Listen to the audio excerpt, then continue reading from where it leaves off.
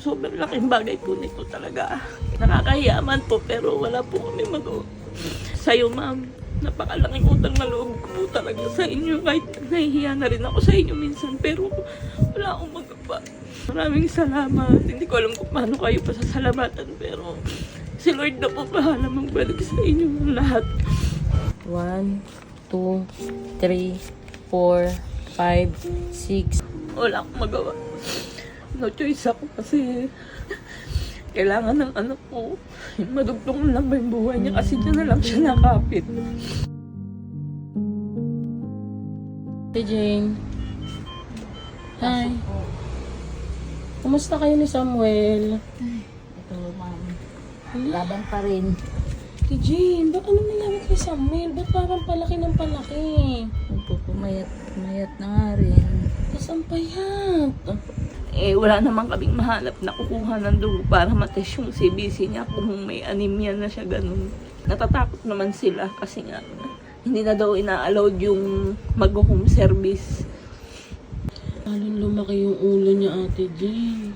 Ganyan na lang siya. Ito buti kahit papaano umano yung mata niya na wala yung parang katarata. Dumidilat pa ba siya, Ate Jane? Ganyan na lang siya, ma'am. Para na siyang lantang gulay. Nagkakausap naman tayo eh. At hindi mo naman nabanggit sa akin na ganyan.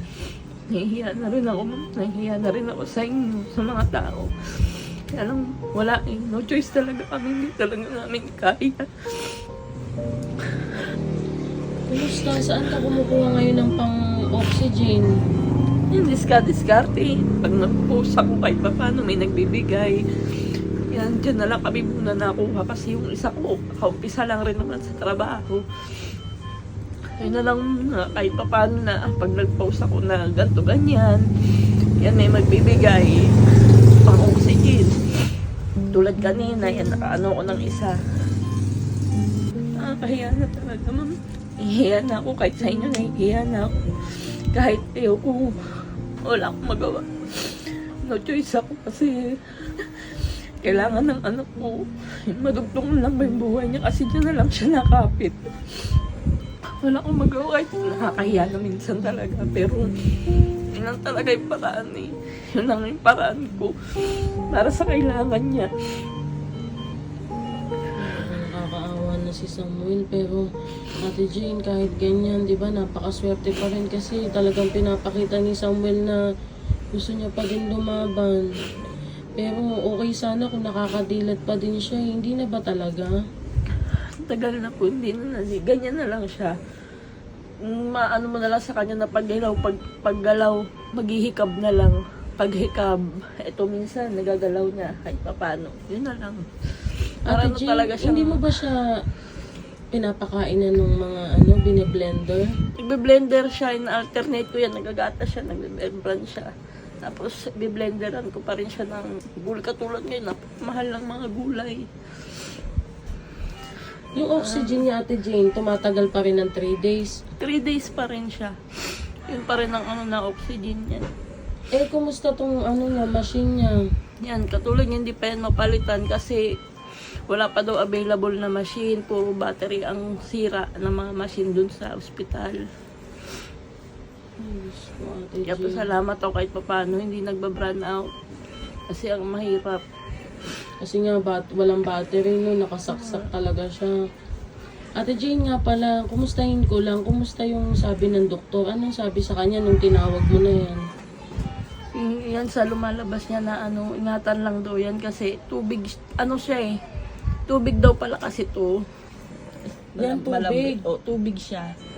Kumbaga nag-iipon siya ng tubig. Yung lumabas sa kanya dito, na nabutas dyan, yan yung tubig. Pag nilalagyan ko siya ng tissue para siyang tubig na madilaw, sabi ng doktor, hayaan ko lang siyang lumabas kasi naipon daw yan na tubig. Pero nakikita ba ng doktor niya yung sitwasyon ni Samuel ngayon? Yung nakikita niya ba yan na ganyan nakalaki? Oo, Ganyan binibidyo. kapayat? Pag nag-online po kami, yan ang binibidyohan sa kanya yung ulo Oo, niya. anong sabi? Ayun nga, hindi na rin kasi ma'am talaga pag binalik namin, baka doon na siya abutin. Hindi na rin kasi siya magagamo. Dahil nga sa ganyan. Itigan niya na lang. Yung sabi ng tinatanong kami kung gusto namin. Ayoko siyang abutin dun eh. Gusto ko doon sa akin na dito na lang siya sa bahay. Kasi yung hirap niya doon noon talaga ma'am sobra. Halos kung saan siya tinutusukan, lalagyan siya ng shunt sa ulo, lalagyan siya ng central line kasi wala lang nagpuputukan na yung mga ugat niya. Kaya sabi ko, dito na lang doon. Kasi nakikita ko yung hirap na sabi ko sa kanya na kung nahihirapan ka na, walang problema sa pahinga ka na. At least kahit pa paano, wala nang hirap, wala nang masakit. Ay kasaan niya, tatanggapin ko na, pipilitin ko tanggapin. Lagi ko yan binubulungan. Kaya na nakikita ko lumalaban talaga. Talagang lumalaban siya. Gusto ko pa niyang makasama Ate Jane. Si Lord lang ang makakapagsabi kung kailan. Hanggat nandyan siya, Ate Jane, huwag ka rin muna mawala ng pag-asa. Alam ko na nasasabi mo yan kasi nakikita mong nahihirapan na din yung anak mo. Pero hanggat nakikita mo siyang lumalaban, lakasan mo pa din ang loob mo. Kasi diba sabi ko naman sa'yo, kahit papano may mga tao na gusto pa ding magpaabot ng tulong sa inyo. Hindi man ganun kalaki, pero talagang makakatulong Ate Jane para kay Samuel. 1, 2, 3, 4, 5, 6, 100, 200, 300, 6,300 Ate Jane. Malaking bagay po nito talaga. Isa mo lalo na po ngayon sa kalagayan niya. Nakakahiya man po, pero kailangan.